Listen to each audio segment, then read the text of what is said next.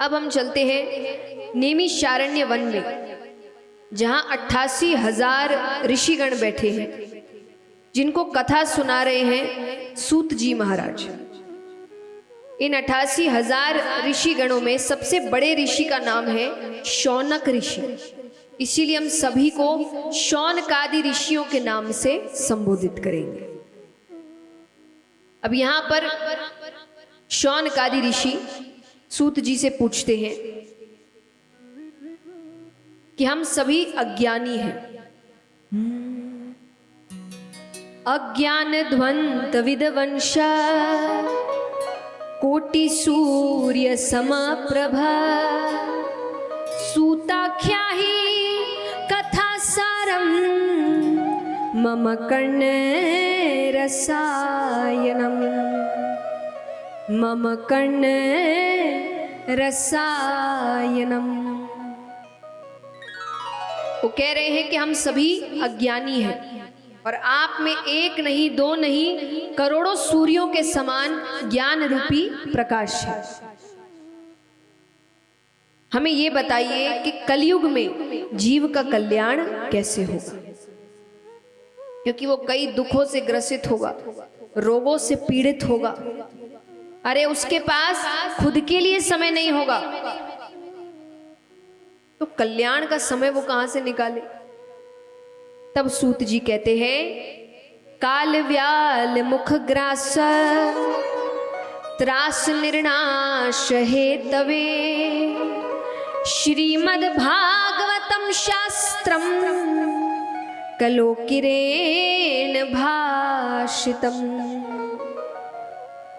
सूत जी कहते हैं, काल व्याल मुख ग्रास। काल एक सर्प की तरह है। किसकी तरह है? जो सबको अपना भोजन बनाते हुए आ रहा है। सबकी आयु निश्चित है। कहते हैं ना कि एक बच्चा जन्म लेता है, अब वो बच्चा बड़ा होगा कि नहीं होगा, इसमें संदेह है। संदेह माने डाउट, कि हो भी सकता है, नहीं भी हो सकता है। तो संदेह है, हाँ कि ना? बताओ जोर से। संदेह है? अच्छा, नहीं कौन कौन बोल रहा है? हाथ उठाना। कितने स्मार्ट सब। अच्छे से मुझे नहीं की आवाज आई है यहां से। अब कोई हाथ नहीं उठा रहा। और फिर ये बच्चों को सीख देते हैं, बच्चे बेटा चीटिंग नहीं करना क्लास में।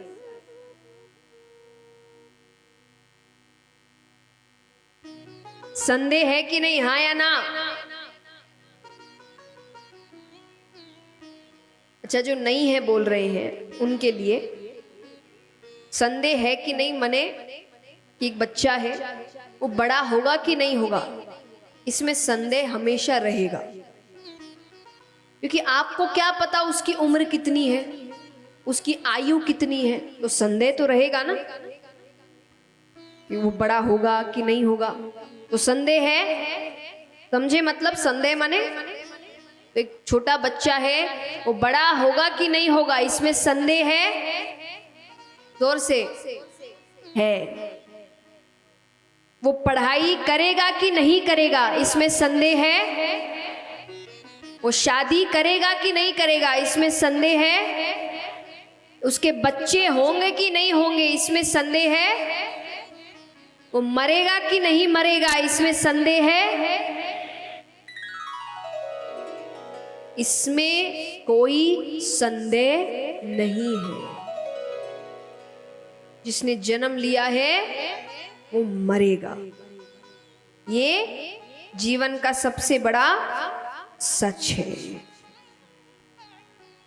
हम इसको भूल जाते हैं। एक बार एक सेठ जी थे, तो वो आए दिन किसी ना किसी संत के पास जाते, किसी गुरु के पास जाते और जाकर यही कहते कि मेरा भगवान में मन नहीं लगता, एकाग्रता नहीं है, लोगों से बड़े झगड़े होते हैं, रिश्ते नहीं ठहरते।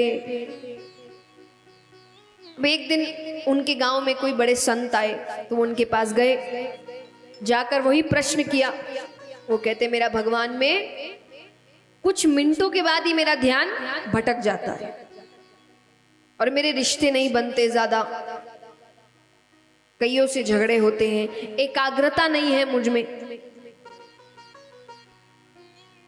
तो संत जानते थे कि इसने ये प्रश्न कितनों से किया होगा, सबने कोई ना कोई उत्तर दिया, इसने कुछ दिन तो उसको माना और फिर भूल गया। तो संत समझ गए इसको ऐसे समझ में नहीं आने वाला, क्या करें? तो उन्होंने कहा कोई प्रैक्टिकल तरीका अपनाना पड़ेगा। तो संत ने कहा अच्छा छोड़ो ये बात, पहले हाथ दिखाओ, मैं भविष्य देख सकता हूं। उसने हाथ दिखाया और वो देखते हैं थोड़ा सा, कभी आंखें छोटी कर रहे हैं, कभी बड़ी, ये तरीके हैं। आपको ऐसा लगता है हाँ भाई अच्छे से देख रहा है, तो वो बार बार ऐसे कर, तो यहां पर एक सस्पेंस क्रिएट कर रहे हैं। अब वो सोचे कि ये कुछ बोल क्यों नहीं रहे, बोल क्यों नहीं रहे, बोल क्यों नहीं रहे। तो कहते क्या है बताइए। तो उन्होंने कहा कि तुम जितने भी प्रश्न कर रहे हो ये सारे प्रश्न छोड़ो, 10 दिन में तुम्हारी मृत्यु है। क्या है? ये सुन के तो वो जो दौड़ता है, 10 दिन हो गए, 11, 12, 13, 14, 15 दिन निकल गए, उसको कुछ भी नहीं हुआ। वो 15 दिन बाद वापस आया, उसने संत से कहा आपने कहा था 10 दिन में मृत्यु है, यहाँ 15 दिन हो गए मुझे कुछ नहीं हुआ। संत ने कहा एक बात बताओ, इस 10 दिन में तुमने क्या किया? बोले पूछिए मत, ऐसा भगवान में लगा हूं, मेरी तो पूजा खत्म नहीं हो रही। अच्छा तुम्हारे रिश्तों का क्या हाल है? बोले रिश्ता अब जब जाने वाला हूं तो किसी से दुश्मनी क्यों मोल लेके जाऊं? तो जिससे झगड़े हुए थे मैंने तो सबसे माफी मांग ली कि भाई कोई मन मुटाव मुझे रखकर नहीं जाना। धन का क्या हुआ? बोले धन तो सारा दान कर दिया। तो बोले जिन चीजों को तुम करने के लिए मेरे पास आए थे कि तुम ये सब कर नहीं पा रहे हो, ये 10 दिन में कैसे कर दिया? बोले जिसकी मृत्यु सामने हो उसका मन कैसे भगवान में ना लगे? संत ने कहा मेरी एकाग्रता का यही राज है, मैं अपनी मृत्यु याद रखता हूं कि अगले पल क्या होगा तुमको नहीं पता। मैंने कईयों को देखा है, और ये देखा अलग बात है, अनुभव की चीज है। कई जगह कथा करने जाते हैं, हर जगह नए लोग मिलते हैं, नया परिवार मिलता है। तो कई बार जो परिवार के कुछ युवा होते हैं, और युवा का मतलब में 18-19 साल नहीं, 30-32 साल के लोग, तो परिवार के जो बड़े हैं वो मिलाते हैं कि भाई ये कथा करते हैं और ये हमारे बच्चे हैं या बेटा है या बहू है, ये है। तो जब वो मुझे मेरे बारे में बता रहे होते कि भाई एक श्रीमद् भागवत कथा करते हैं या ऐसी बात करते हैं या इस चैनल पे आते हैं, संस्कार पर आते, इस पे आते हैं, तो उनका कई बार जवाब रहता है कि अब हम कहाँ जानते हैं, हमारी उम्र है क्या ये सब देखने की, जब आएगी तब देखेंगे। वहां तो मैं बोल नहीं पाती कुछ, यहां तो सब बोल सकते हैं। ये एक अच्छी बात है, यहाँ आप सब बोल सकते हो, सच्ची बात साफ साफ कहो, जिसको लगनी चाहिए उसको लग जाएगी, और नहीं तो आपने किसी को सीधे सीधे बोला ही नहीं है, बुरे मानने वाली क्या बात। तो वहां तो नहीं कह पाते, तो उसका जवाब मैं यहां देना चाहूंगी कि जो लोग कहते हैं कि अभी थोड़ी उम्र है, जब आएगी तब देखेंगे, तो उम्र आएगी ये पक्का है, नहीं आई तो बुलावा थोड़ा पहले आ गया तो तब क्या करोगे? ये तो वही बात हुई कि जीवन का हर अच्छा काम बुढ़ापे के लिए छोड़ के रखो, कि भाई भजन बुढ़ापे में करेंगे, दान बुढ़ापे में करेंगे, सत्संग बुढ़ापे में करेंगे, धर्म बुढ़ापे में करेंगे। भगवान ने पहले ही बुला लिया तो भगवान कहेंगे कि भाई जीवन भर क्या किया? हम कहेंगे आपने करने ही नहीं दिया। हमने तो बुढ़ापे के लिए सोच के रखा था सब करेंगे।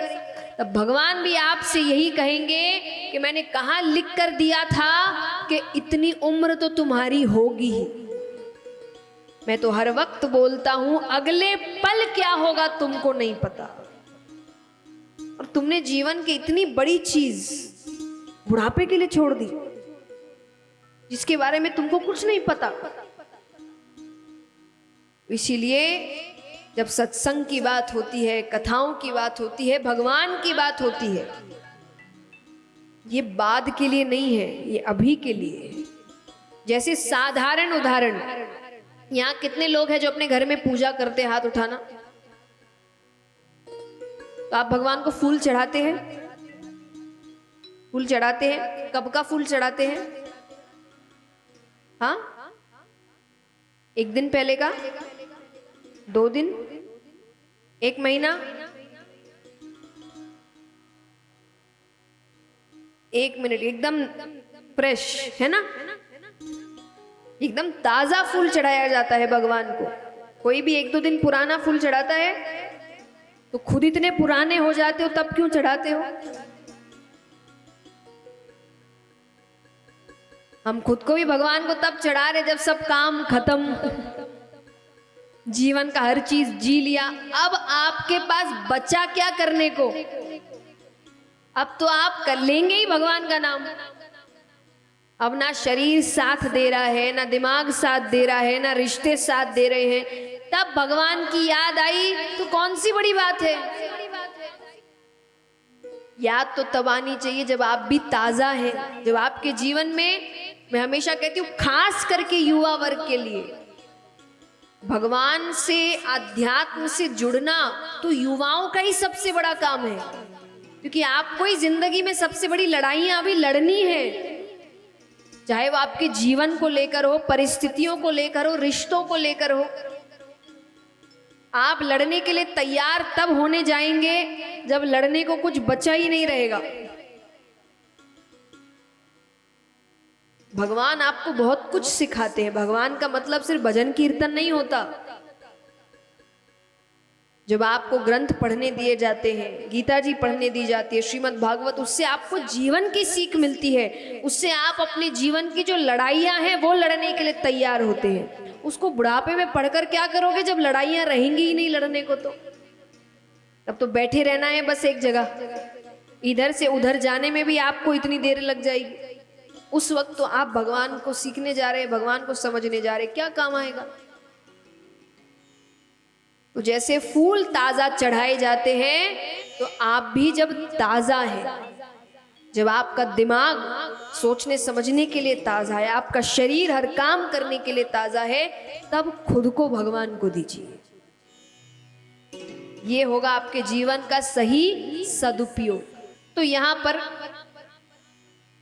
काल व्याल मुख ग्रास, कि काल सबको अपना भोजन बनाते हुए आ रहा है। इस छोटी सी आयु में श्रीमद् भागवत ये आपके जीवन में कल्याण ला सकती है, आपका कल्याण कर सकती है। इसकी हर बात, इसकी हर सीख आपके जीवन को बदल सकती है।